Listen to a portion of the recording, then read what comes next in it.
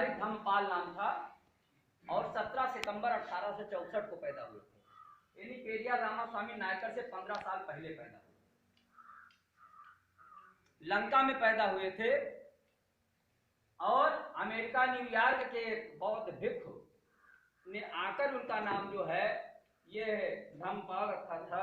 धम्मपाल से पहले उनका नाम जो था, उनका नाम था डेविड हेवा वितरणे धम्मपाल जी का। और ये ज्यादा इनके बारे में चर्चा तब हुई जब 1893 शिकागो में अमेरिका में विश्व धर्म परिषद की संगोष्ठी थी और उसमें दुनिया के सारे शंकराचार्य विद्वान विभिन्न धर्मों के लोग गए थे। तो भारत से एक प्रतिनिधि के रूप में स्वामी विवेकानंद जी गए, जो अनागारिक धम्मपाल से 1 साल पहले पैदा हुए थे, 1863 में पैदा हुए, वो भी गए थे। वहां जब इन्होंने भारतीय प्रतिनिधि के रूप में बोलने के लिए अपना वो कहा, तो उन लोगों ने कहा कि भारत के प्रतिनिधि होने का प्रमाण पत्र चाहिए कि आप भारत का प्रतिनिधित्व कर रहे हैं। इन्होंने भारत के शंकराचार्यों से कहा, तो सारे शंकराचार्यों ने मना कर दिया कि आप हिंदू के प्रतिनिधि है ही नहीं हैं, आप हिंदू नहीं हैं, आप हिंदू के प्रतिनिधि नहीं हैं, इसलिए आप नहीं बोल सकते हो। और लंका के अनागारिक धम्मपाल जी उस शिकागो के उसमें बैठे हुए थे, तब उन्होंने अपने समय में से इनको अपना प्रतिनिधि बनाते हुए इनको 5 मिनट का समय दिलाने का किया और उनकी तरफ से तब स्वामी विवेकानंद को बोलने का मौका मिला। और तब विवेकानंद जी बोले और उसके बाद विवेकानंद जी ने कहा कि भारत को पुनः अगर विश्व गुरु बनाना है, सोने की चिड़िया बनाना है, तो भारत में ब्राह्मणवाद को पैरों तले रौंद डालना पड़ेगा, सांपों के सिर की तरीके से इसे कुचल डालना पड़ेगा। जब तक इस ब्राह्मणवाद को आप पैरों तले नहीं कुचलोगे, भारत पुनः विश्व गुरु नहीं बन पाएगा, सोने की चिड़िया नहीं बन पाएगा। और जब कलकत्ता आए तो ब्राह्मणों ने उनको जूतों की माला पहनाई, उनको अपमानित करने का काम किया कि हम लोगों के रहते हुए तुम कायस्थ होकर कहां से विद्वान होने लगे। ये हमारे देश के तथाकथित जो अपने को सवर्ण समझते हैं, अगला समझते हैं, कायस्थ समाज के लोग अगर इस इतिहास को जाने स्वामी विवेकानंद के, तो शायद उनकी आंखें खुल जाए। ऐसा कृतित्व हुआ था ऐसे महान व्यक्तित्व के साथ।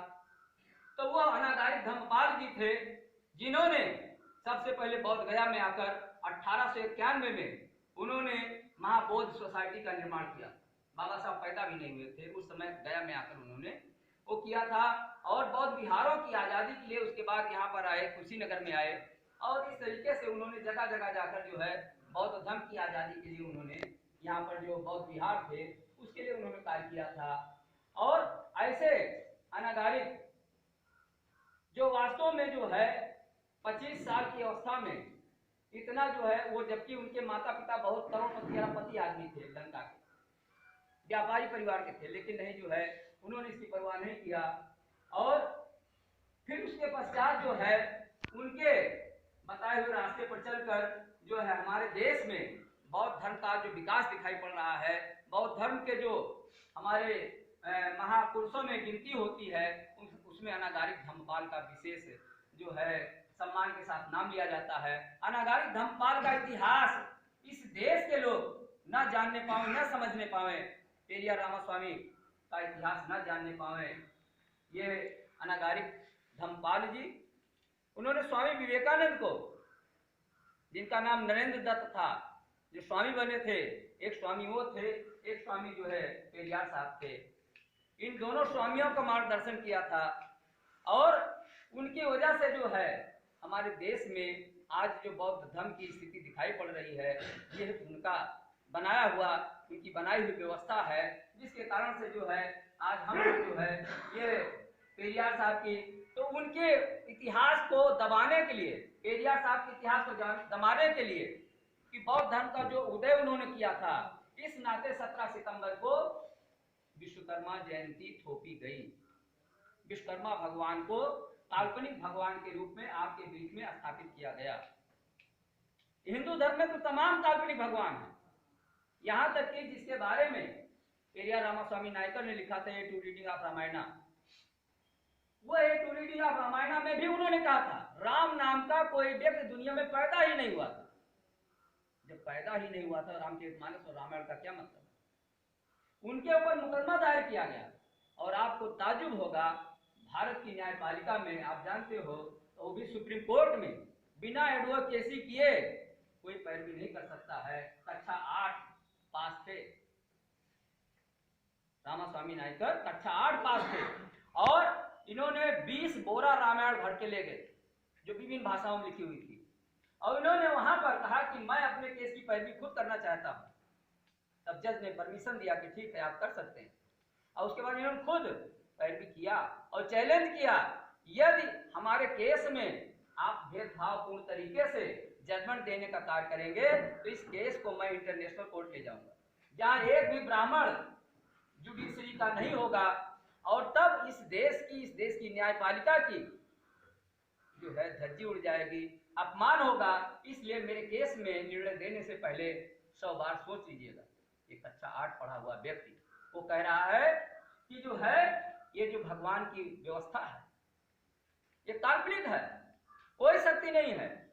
उनके मोहल्ले गांव के लोग, उनकी बिरादरी के लोग, जो हमारे यहाँ गणेरिया कहा जाता है, बाल कहा जाता है, उस समाज में पैदा हुए और धनाढ़ परिवार में थे, लेकिन उनके लोगों के मन में जो है भगवान का बड़ा डर था। सभी देवी देवताओं को उन्होंने ट्रक में, खुले ट्रक में बांधा रखा, और उसके बाद सबके सामने अपने बिरादरी के टोलों मोहल्लों से सबको जूता मारते हुए लेकर निकले। कहे देखो तुम्हारे भगवान को, देवी देवताओं को मैं जूता मार रहा हूँ, ये मेरा रोआ नहीं फाड़ पा रहे, तुम्हारा भी कुछ नहीं कर पा रहे। उनके मन से वो भय, भूत निकालना था। तो इस तरीके से जब ये गए और इन्होंने कहा कि ये लिखने का अधिकार हमारा भारतीय संविधान हमको देता है, 1973 की घटना है, 1879 में पैदा हुए, 1994 में खत्म होते हैं, और 1973 की बात है।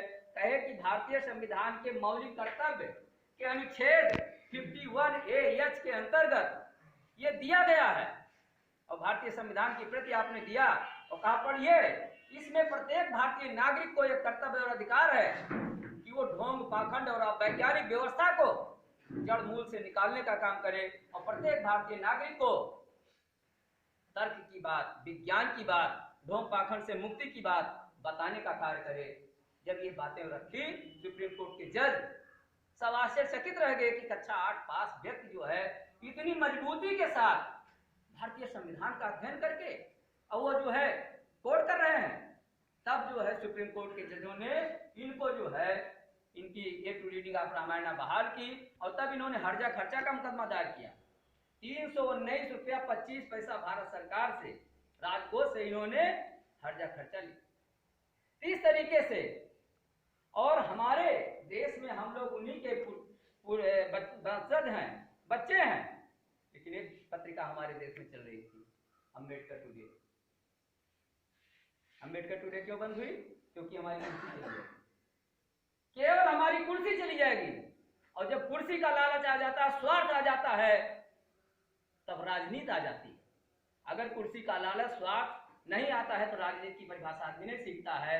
इसलिए माननीय पारसनाथ मौर्य जी उस समय धान पिछड़ा वर्ग आयोग के अध्यक्ष थे। उन्होंने सोचा बहन जी हमारी कुर्सी कहीं न छीन ले, इसलिए उन्होंने अम्बेडकर टुडे को बंद कर दिया। जबकि अम्बेडकर टुडे में कोई ऐसी बात नहीं छपी थी कि जिसको कोर्ट है उस प्रकार का साहित्य बनता है। और हमारे कलम के सिपाहियों ने ऐसे ही साहित्य बनाने का कार्य किया कि जैसा उन्होंने समाज देखा वैसा साहित्य उन्होंने बनाया। जबकि मिस्टर मुंशी प्रेमचंद जैसे साहित्यकार, उन लोगों ने क्या किया, इस समाज पर मनवादी व्यवस्था को, ब्राह्मणवादी व्यवस्था को, एक काल्पनिक व्यवस्था को लिखकर समाज पर थोपने का काम किया। और पढ़कर लोगों ने मान लिया कि हाँ ये तो जो है ऊपर वाले की मर्जी है। तो पेरियार रामास्वामी नायकर साधारण व्यक्ति नहीं थे, असाधारण व्यक्तित्व के धनी थे। और ये पहले व्यक्ति थे जिन्होंने 1926 में आत्मसम्मान आंदोलन, सेल्फ रेस्पेक्ट मूवमेंट चलाने का काम किया। लोगों को बताया कि जिस व्यक्ति के पास सेल्फ रेस्पेक्ट नहीं, आत्मसम्मान नहीं है, वो आदमी जिंदा इंसान नहीं है, वो मुर्दा व्यक्ति। ये एहसास कराया और सेल्फ रेस्पेक्ट मूवमेंट चलाया।